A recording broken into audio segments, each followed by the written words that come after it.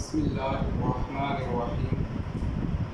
Dear students, हम लोग alkali और अल्कलाइन अर्थ मेटल के कंपाउंड्स के बारे में डिस्कस कर रहे थे और लास्ट टाइम हमने जो बात डिस्कस की थी वो ऑक्साइड्स की बात की थी, अल्कली और अल्कलाइन अर्थ मेटल्स की।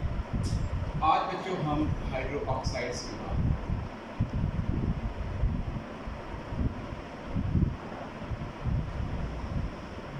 Hydro oxides of alkali and alkaline earth metals. अब बच्चों पहले हम अल्कली मेटल्स की बात करते हैं कि अल्कली मेटल्स के जो हाइड्रो ऑक्साइड्स हैं उनकी क्या क्या प्रॉपर्टीज होंगी। तो अब कहते हैं कि जो अल्कली मेटल्स के हाइड्रो ऑक्साइड्स हैं they are crystalline solids.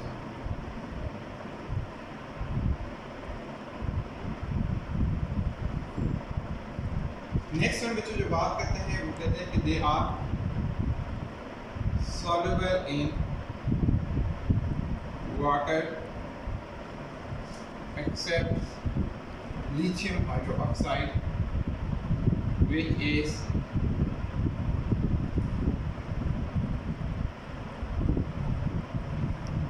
slightly soluble। अब हमने लास्ट टाइम की बात डिस्कस की थी सॉल्युबिलिटी की। अगर आपके माइंड में हो तो सॉल्युबिलिटी के लिए हमने पढ़ा था कि दो फोर्सेस आपस में इन कंपटीशन होती हैं।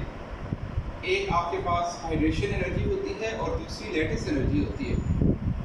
अब जो हाइड्रेशन एनर्जी है वो चाहती है कि ये कंपाउंड वाटर के अंदर सॉल्युबल हो जाए, लेकिन जो लैटिस एनर्जी है वो चाहती है कि ये कंपाउंड वाटर के अंदर सॉल्युबल ना हो।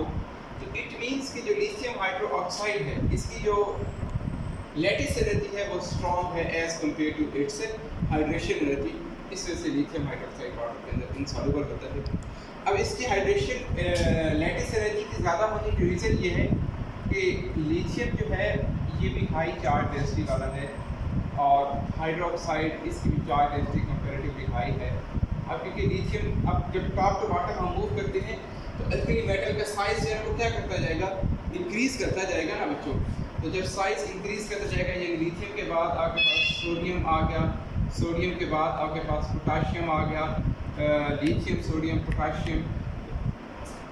तो अब बच्चों ये देखिए पोटाशियम, लिथियम सोडियम पोटाशियम, उसके बाद नेक्स्ट है रुबीडियम, फिर सीजियम फ्रेंशियम, इस तरह से। अब देखिए जैसे जैसे आप इस ग्रुप में टॉप टू बॉटम मूव करते जा रहे हैं, चार्ज तो सेम है ना, +1 है, लेकिन जो आयन का साइज है वो क्या होता जा रहा है, बढ़ता जा रहा है। तो जैसे जैसे बच्चों इसका साइज बढ़ता जाएगा तो डेफिनेटली चार्ज और साइज रेशियो में क्या होती जाएगी, कम होती जाएगी। इट मीन इसकी जो हाइड्रोक्साइड आयन है उसके साथ अट्रैक्शन जो है वो वीक होती जाएगी, इसकी सॉल्युबिलिटी जो है वो इंक्रीज होती जाएगी। नेक्स्ट बच्चे जो बात करते हैं कि ये जो अल्कली मेटल्स के जो हाइड्रोक्साइड हैं दे आर हाइग्रोस्कोप। अब हाइग्रोस्कोपिक कौन से कंपाउंड्स होते हैं, विच एब्जॉर्ब मॉइस्चर, जो कि मॉइस्चर को क्या कहते हैं, मॉइस्चर एब्जॉर्ब करते हैं अपने आप, क्या कहते हैं, हाइग्रोस्कोपिक।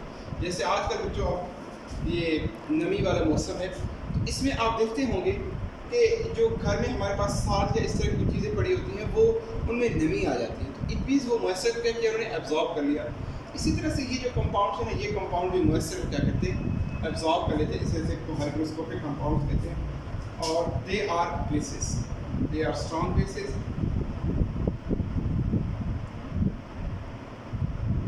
Accept lithium hydroxide. अब लिथियम हाइड्रोक्साइड वही क्योंकि ग्रुप का पहला एलिमेंट है तो इसकी प्रॉपर्टीज रिमेनिंग ग्रुप के एलिमेंट की प्रॉपर्टीज से जो है वो डिफर करेंगे। अब ये तो हमने बातें कर ली अल्कली मेटल्स की। अब नेक्स्ट हम बात करते हैं अल्कलाइन अर्थ मेटल के हाइड्रोक्साइड्स की। Alkaline earth metals.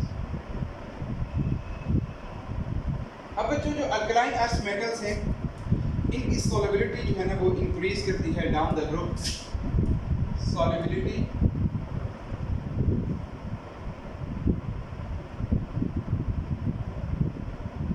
increases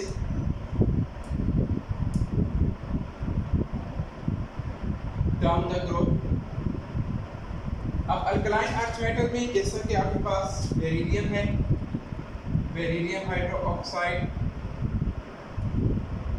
magnesium magnesium hydroxide है, और मैग्नीशियम, कैल्शियम, स्ट्रोंशियम, और एंड पे अगर हम देखें बेरियम हाइड्रोक्साइड। अब बेरिलियम जो है ना ये इनसॉल्युबल है, जो मैग्नीशियम है ये पार्शियली सॉल्युबल है,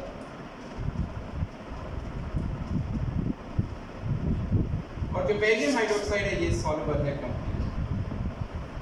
तो हमें यहाँ से ये बात पता चली कि जैसे जैसे हम टॉप टू बॉटम मूव करते जा रहे हैं बच्चों, इनकी सॉल्युबिलिटी क्या करती जा रही है, इंक्रीज करती जा रही है। अब इनकी सॉल्युबिलिटी की इंक्रीज करने की रीज़न क्या है? अब वही बात कि जो कंपाउंड सॉल्युबल होता जाएगा उसकी लेटेस्ट एनर्जी क्या होती जाएगी, कम होती जाएगी, और उसकी हाइड्रेशन एनर्जी जो है वो ज़्यादा होती जाएगी। इस वजह से जब हम टॉप टू बॉटम मूव कर रहे हैं तो टॉप टू बॉटम मूव करते हुए इनकी लेटेस्ट एनर्जी जो है वो वीक होती जाएगी as compare to hydration energy. इस वजह से ये कंपाउंड टॉप टू बॉटम की सॉल्युबिलिटी होती जा रही है। और नेक्स्ट कहते हैं कि ये सॉल्युबिलिटी इंक्रीज होने की रीज़न क्या है? Increase in hydration energy and decrease in lattice energy। Next में जो हमारे पास इसका जो पॉइंट है वो ये कहता है कि जो अल्कली मेटल के हाइड्रोक्साइड हैं they are stable to heat except lithium hydroxide, stable to except lithium hydroxide. Lithium hydroxide को जब हीट करते हैं तो ये हाइड्रोक्साइड से ऑक्साइड में जो है वो कन्वर्ट हो जाता है। और वो कहते हैं कि जो अल्कली मेटल हाइड्रोक्साइड्स हैं, ये जो अल्कली मेटल हाइड्रोक्साइड है, अल्कली मेटल हाइड्रोक्साइड ठीक है, स्टेबल टू हीट। लेकिन अल्कलाइन अर्थ मेटल जो है ना वो क्या हो जाती है, जब उनको हीट करते हैं तो वो क्या होता है, या डीकम्पोज। तो अल्कलाइन अर्थ मेटल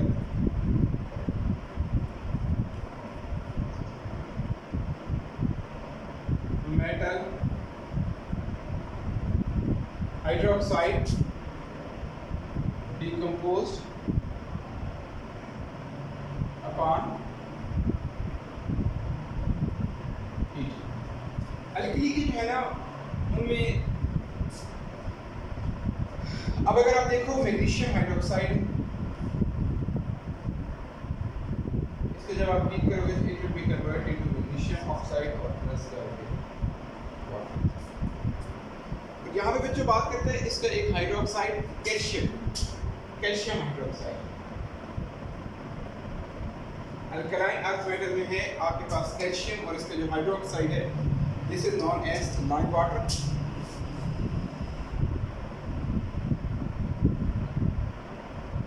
और this lime water is used as a test for the detection of carbon dioxide. अब क्या होगा कि जब आप लाइम वाटर में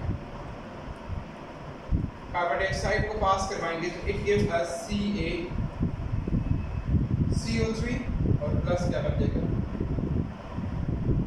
अब ये जो कैल्शियम कार्बोनेट होगा ना this is insoluble in water. अब इसका सिंपल सा टेस्ट है, ये आप क्या करेंगे, एक बीकर लें या कोई फ्लास्क लें, फ्लास्क ले लें ज़्यादा बेटर है। उस फ्लास्क के ऊपर एक उसके अंदर ये कैल्शियम हाइड्रोक्साइड है जिसे आप लाइम वाटर कह रहे हैं, और उसके ऊपर एक स्टॉप लगा दें, कार्क लगा दें। कार्क के अंदर एक छोटा सा होल करें, बोर करके होल, उससे उसके अंदर से आप क्या करें कि एक स्ट्रॉ को पास करें, और उस फ्लास्क के अंदर जो पड़ा हुआ आपके पास ये कैल्शियम हाइड्रोक्साइड है उससे आप कार्बन डाइऑक्साइड जो है ना पास करें। कार्बन डाइऑक्साइड कैसे पास करेंगे? सिंपल, आप उसमें से फूंक मारें तो क्या होगा, आपकी जो एयर जो आप एक्सहेल कर रहे हैं उसमें क्या मौजूद है, कार्बन डाइऑक्साइड है ना। यहाँ पे आप कार्क लगाओ, ठीक है, ये कार्क लगाओ, कार्क लगा के इसके अंदर स्ट्रॉ को पास कराओ। इस स्ट्रॉ की वजह से आप क्या करो, यहाँ पे एयर जो है ना आप फूंक मारें तो ये जब कार्बन डाइऑक्साइड आएगी और इधर मौजूद ये जो लाइम वाटर है इसमें क्लियर सोल्यूशन होगा। पहले जब आप यहाँ से फूंक मारेंगे तो ये जो लाइम वाटर है क्लियर था, it will be convert into milk.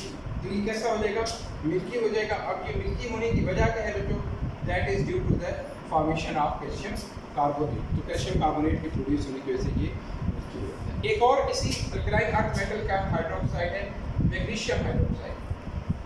अब जो मैग्नीशियम हाइड्रोक्साइड है it is used as an acid, antacid के तौर पे इसको एंड एसिड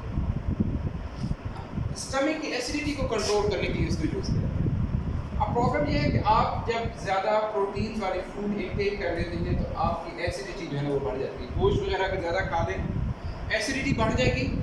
एसिडिटी के बढ़ने की वजह से आपके स्टमक के अंदर HCl की अमाउंट जब ज़्यादा प्रोड्यूस होगी, इसको अब आपने न्यूट्रलाइज करना है, तो आप म्यूकेन वगैरह, ये जो म्यूकेन है ना, इनको आप मिल्क ऑफ मैग्नीशिया भी कहते हैं। ये मैग्नीशियम हाइड्रोक्साइड का कॉमन नेम है, मिल्क ऑफ मैग्नीशिया।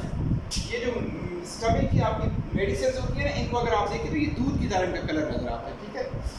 इनमें एक्चुअली क्या होता है, ये मैग्नीशियम हाइड्रोक्साइड होता है,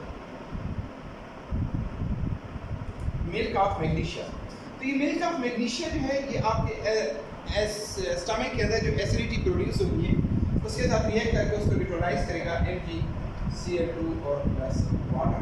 इस तरह से आप फील करना स्टार्ट कर देंगे।